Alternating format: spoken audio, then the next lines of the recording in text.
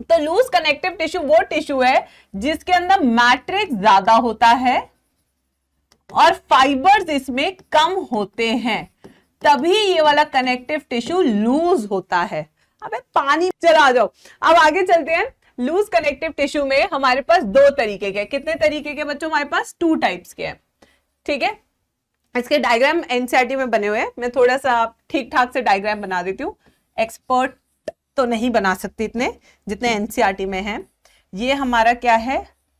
Fibroblast cell है और यहां से निकल रहे कोलाजन फाइबर्स, ये कोलाजन फाइबर्स निकल रहे हैं, ये कोलाजन फाइबर। यहां पे हमारे सेल्स हैं, ये हमारा मैक्रोफेज है, यहां पे हमारा मास्ट सेल है, ये हमारा मास्ट सेल है, ठीक है। तो कुछ इस तरीके से अगर आप एनसीईआरटी देखेंगे तो कुछ इस तरीके से बना रखा होगा, ये देखिए, देख रहे हैं एनसीईआरटी सर?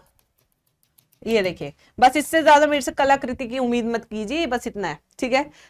बुआ आ गई? यस बेटा, बुआ आ गई। चलो अब आते हैं, टॉफी लग रही है, बस हो गया है। मैम बुआ बनाती होगी यार, तुम्हारे अपने आपस में जोक चलते रहते हैं आजकल चैट सेक्शन में, बहुत नालायक हो रहे हो। चलो ये कौन सा सेल है? ये हमारा फिब्रोब्लास्ट सेल। कौन सा सेल है? हमारा फिब्रोब्लास्ट सेल।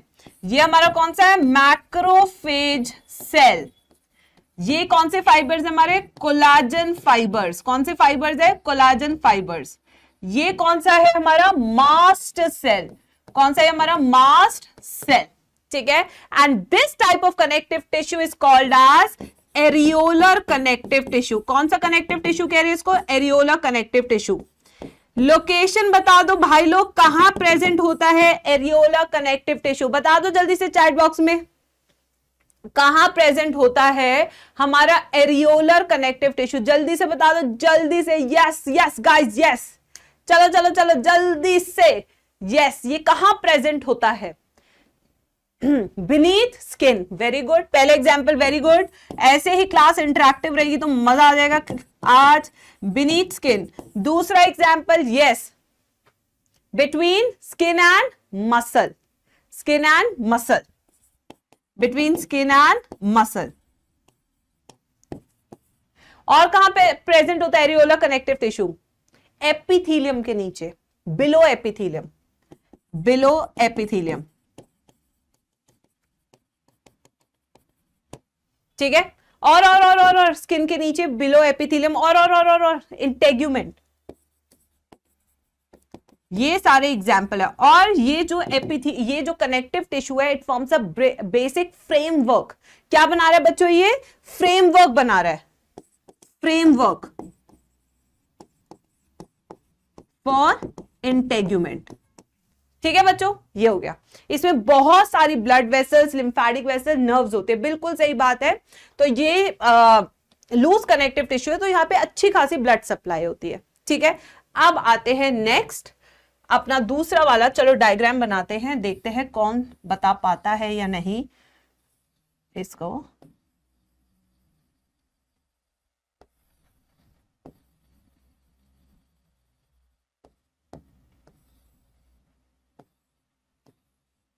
चलो भाई, कौन सा है ये वाला टिश्यू? ये वाला कौन सा है बच्चों? Adipose connective tissue. कौन सा है ये? Adipose connective tissue. ये भी दूसरा एग्जाम्पल है लूज कनेक्टिव टिश्यू का, ठीक है। अब यहां पे अगर आप देखेंगे तो यहां पे कौन से सेल्स है? These are called adipocytes. इन सेल्स को क्या कहते हैं बच्चों? इन सेल्स को हम कहते हैं एडिपोसाइट्स। अब कुछ में फैट भरा हुआ है, कुछ खाली भी है, ठीक है। तो इन वाले सेल्स को हम बोलेंगे फैट लेडन सेल्स, क्योंकि इसमें फैट भरा हुआ है। And these are without fats. इसके अंदर फैट भरा नहीं है बट सेल है। तो अगर आप एक बार अपने जीवन में मोटे हो जाते हो तो आपके पास सेल्स बन जाते हैं, फिर आप पतले होते हो तो ये सेल्स खाली हो जाते हैं, बट आपके पास सेल्स हैं। अब आते हैं इसकी लोकेशन और इसके फंक्शन पे।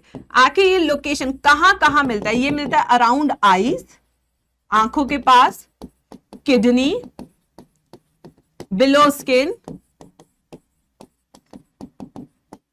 अराउंड स्टमक, यहां मिलते हैं फैट सेल सबसे ज्यादा, ठीक है बच्चों। फिर उसके बाद आते हैं इसके फंक्शन पे। आखिर इस एडिपोज टिश्यू का फंक्शन क्या है? क्या फंक्शन है? It act as shock absorber. पहला फंक्शन क्या है बच्चों, it act as shock absorber. दूसरा फंक्शन क्या है, कोई बता सकता है इसका? It is a reservoir of energy. किसका है ये रेजर्वॉयर? एनर्जी का, reservoir of energy. At the same time ये इंसुलेशन भी कर रहा है। क्या कर रहा है? इंसुलेशन। यही एडिपोज कनेक्टिव टिश्यू, यही एडिपोज कनेक्टिव टिश्यू वेल्स के अंदर, जो वेल्स होती है जो पानी में रहती है वेल्स, उसमें बनाता है पैकिडर्म। क्या बनाता है? पैकिडर्म, जिससे कि उसको ठंडा लगे पानी में। ठीक है, यस। और यही एडिपोज कनेक्टिव टिश्यू कैमल में क्या बना रहा है? हम्प बना रहा है। क्या बना रहा है? हम्प।